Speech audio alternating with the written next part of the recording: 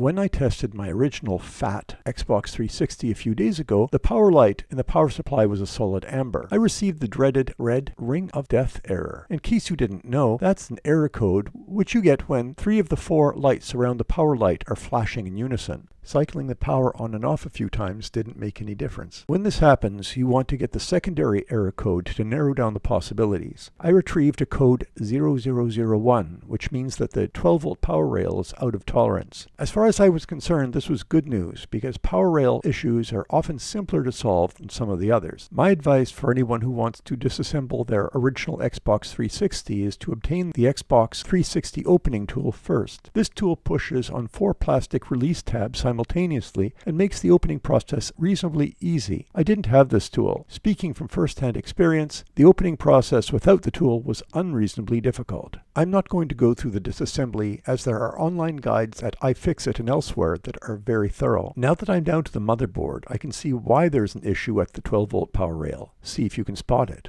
Good for you if you were able to. A number of the aluminum electrolytic capacitors have vented their electrolyte. This is a very bad thing for a couple of reasons. First, the electrolytic capacitors don't have any usable capacity without their electrolyte. Second, the electrolyte is by its very nature corrosive, and if allowed to stay on the motherboard for long, it can do extensive damage. You may be wondering why the capacitors did this. My gut said that it was capacitor plague. The time was about right, about 2005, and the symptom was dead on, but my gut was wrong. Microsoft used quality Japanese capacitors and they still failed spectacularly. They failed due to a combination of extreme temperatures, high ripple, advanced age, and design flaws in the capacitors themselves. So theoretically, all I have to do is replace all the capacitors on the 12-volt rail and the Xbox 360 should work again. But this is not so simple because some of the capacitors are located beneath the secondary heatsink for the GPU. To get to those capacitors means that the heatsink must be removed, and if that's done, we have to remove all the original heatsink thermal grease from the heatsink and from the CPU chip package and replace it with brand new thermal grease. Since it's been baked on, it won't come off easily. Goo Gone will take it off, but it leaves a greasy residue that must be removed with 99% IPA.